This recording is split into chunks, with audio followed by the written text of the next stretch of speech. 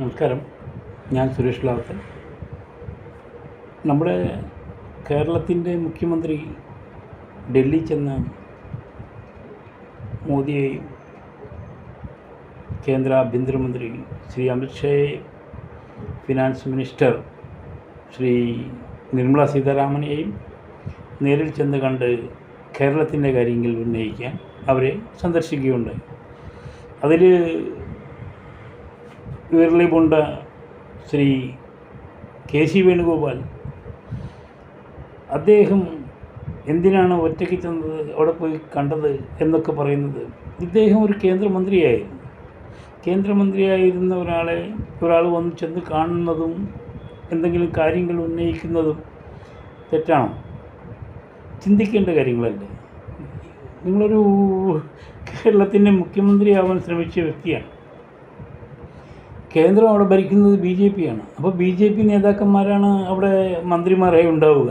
അല്ലാണ്ട് കോൺഗ്രസിൻ്റെ രാഹുലിനെ കൊണ്ടുപോയിട്ട് അവിടെ ആഭ്യന്തരമന്ത്രിയായിട്ട് ഇരുത്താൻ പറ്റില്ലല്ലോ. സതീശൻ എന്ന് പറഞ്ഞ കേരളത്തിൻ്റെ മുഖ്യമന്ത്രി കേരളത്തിൻ്റെ ആഭ്യന്തരമന്ത്രിയെ കാണണമെങ്കിൽ അത് ആഭ്യന്തരമന്ത്രിയായ ശ്രീ അമിത്ഷായെ കാണേണ്ടി വരും. അദ്ദേഹം BJP തന്നെയാണ്, ഇല്ലെങ്കിൽ RSS ആയിരിക്കാം.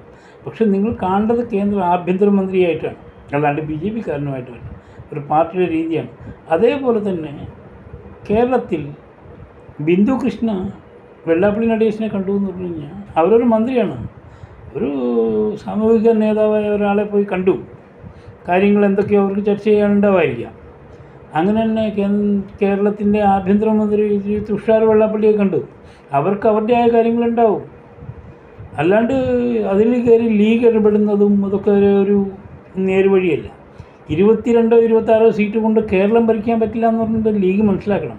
ഇപ്പോഴും കേരളത്തിലെ ഭൂരിപക്ഷം തീരുമാനിക്കുന്നത് ഭൂരിപക്ഷം തന്നെയാണ്. ഒരു സമുദായം ഉണ്ടെങ്കിൽ അവർ തന്നെയാണ് തീരുമാനിക്കുന്നത്. അല്ലാണ്ട് ഈ 26 MLA-മാരെയും കൊണ്ട് കേരളം ഭരിക്കാൻ പറ്റുമെന്ന് നിങ്ങൾ ചിന്തിക്കുന്നുണ്ടോ? 140 സീറ്റിൽ 26 എന്ന് പറഞ്ഞാൽ എന്താണ്? അപ്പോൾ അതിൻ്റെ ഏതാണ് രീതി? അതിൽ ആ ഭരിക്കുന്ന മന്ത്രിമാരെ എങ്ങനെയാണ് വേണ്ടതെന്ന് അവർ തീരുമാനിക്കട്ടെ.